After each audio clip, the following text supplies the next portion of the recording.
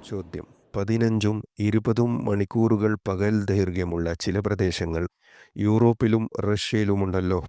റമളാൻ കാലത്ത് അത്രയും നീണ്ട പകൽ നോമ്പെടുക്കേണ്ടതുണ്ടോ? ഉത്തരം: നോമ്പെടുക്കേണ്ടതുണ്ട്.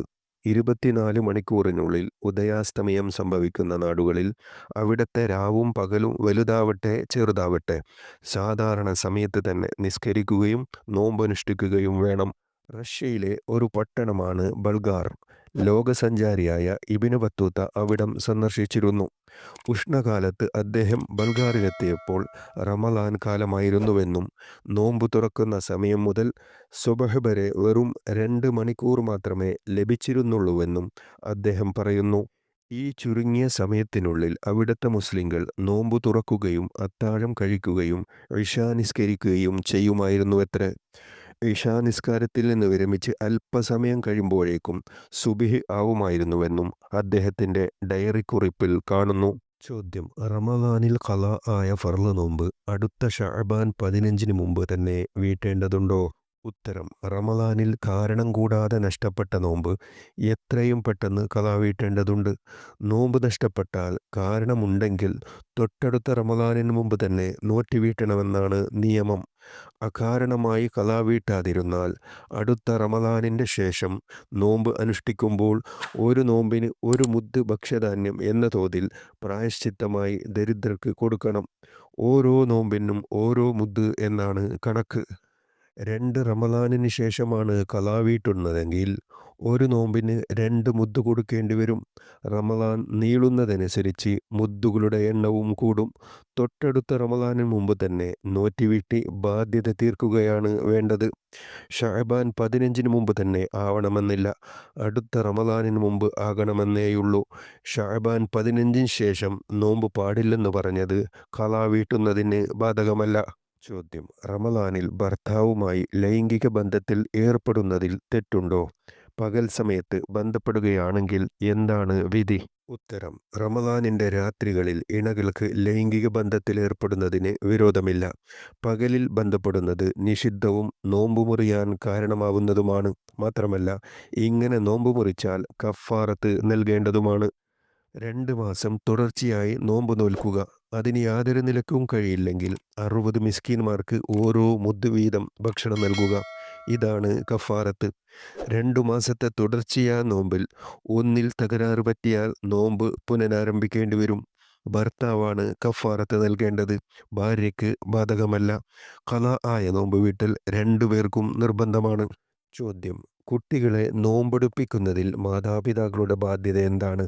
നോമ്പ് ശീലിപ്പിച്ചിട്ടില്ലെങ്കിൽ രക്ഷിതാക്കൾ കുറ്റക്കാരാകുമോ? ഉത്തരം: 7 വയസ്സായാൽ നോമ്പനുഷ്ഠിക്കാൻ ആവതുണ്ടെങ്കിൽ കുഞ്ഞുങ്ങളെ നോമ്പ് ശീലിപ്പിക്കേണ്ടത് രക്ഷിതാക്കളുടെ ബാധ്യതയാണ്.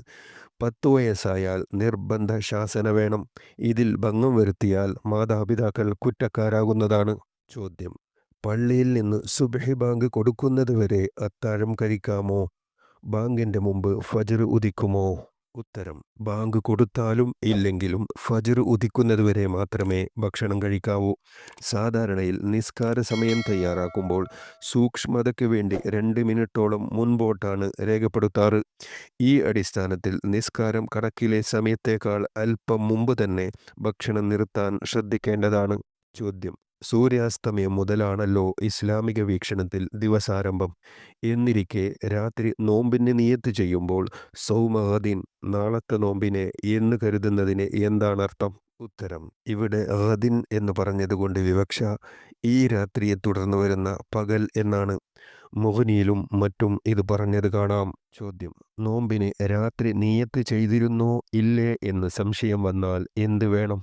ഉത്തരം: ഫർള് നോമ്പാണെങ്കിൽ പകൽ ഇംസാക്ക്, നോമ്പ് മുറിയുന്ന ഒരു കാര്യവും ചെയ്യാതെ നോമ്പുകാരനെ പോലെ നിൽക്കൽ നിർബന്ധമാണ്. പിന്നീട് നോമ്പ് ഖളാ വീട്ടുകയും വേണം.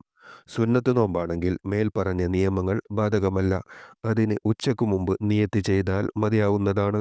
ചോദ്യം: കർണാടക സംസ്ഥാനത്ത് നോമ്പും പെരുന്നാളും കേരളത്തെ അപേക്ഷിച്ച് എപ്പോഴും ഒരു ദിവസം പിന്നിലായിരിക്കും. ഇവിടെ താമസിക്കുന്ന കേരളീയർക്ക് കേരളത്തിലെ നോമ്പിനും പെരുന്നാളിനും അനുസരിച്ച് ഇവിടെയും ആചരിക്കാമോ? ഉത്തരം: പാടില്ല. നോമ്പിൻ്റെയും പെരുന്നാളിൻ്റെയും അവസരത്തിൽ എവിടെയാണോ താമസിക്കുന്നത് അവിടുത്തെ നിലപാടനുസരിച്ചാണ് പ്രവർത്തിക്കേണ്ടത്. പെരുന്നാളിൻ്റെ അവസരത്തിൽ കർണാടകയിലാണെങ്കിൽ അവരുടെ ആഘോഷത്തോടൊപ്പം അതേ ദിവസം തന്നെ ആഘോഷിക്കേണ്ടതാണ്. മറ്റു നാട്ടിൽ ചെന്ന് ജോലി ചെയ്ത് താമസിക്കുന്നവർക്ക് മാത്രമല്ല യാത്രക്കാർക്കും ഈ നിയമം ബാധകമാണ്. ഉദാഹരണമായി നോമ്പ് 29-ന് വല്ല അത്യാവശ്യവും പ്രമാണിച്ച് ഒരു കേരളീയൻ കർണാടകയിലേക്ക് യാത്ര പോയെന്നിരിക്കട്ടെ. പിറ്റേ ദിവസം അദ്ദേഹത്തിന് അവിടെ തങ്ങേണ്ടി വന്നു.